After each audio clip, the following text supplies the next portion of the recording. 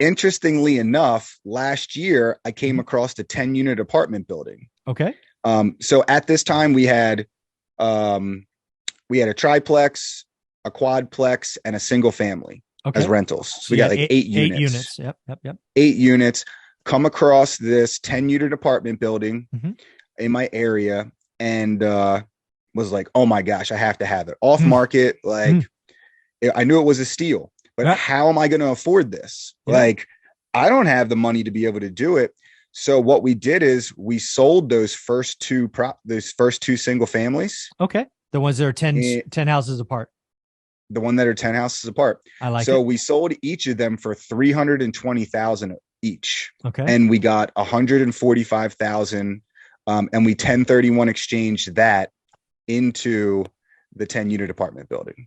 I love that. So there's a couple of things I just want to pick on here in your story that my audience should really hear from my other experts. So first and foremost, what you're talking about throughout this entire journey is something I call recycling capital, right? You prepared for many years. You had some scratch. You put the scratch to work.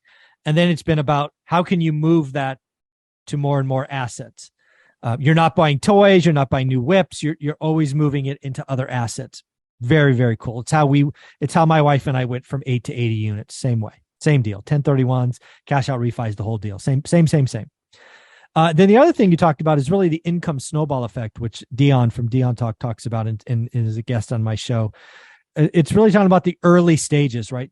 When you buy your first rental, a cash flow is $200 or $300, probably not that interesting. But when you stick at it and you start stacking assets and that 200 gets multiplied by 10 and then 15 and then 20, it gets really interesting really fast. It probably took you, I don't know, for most people, it's 4 or 5 years where it went from to interesting. But if you keep at it, you keep focused, it does happen.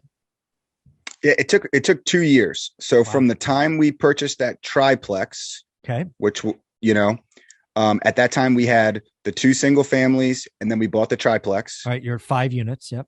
At 5 units. Yep. From that point, which was November 2019 to today, we purchased another single family, a 4 unit, the 10 unit, and then we closed on a 6 unit in March. And that single family that we bought it in April 2020 during the pandemic.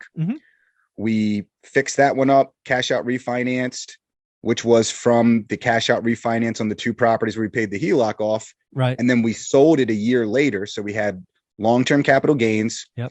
And we made a profit on that. And that's what we used for the down payment with seller carryback on our 6 unit we just bought. Seller carryback. I love seller carry, dude. I think seller carry is going to be a big part of the next 2 years.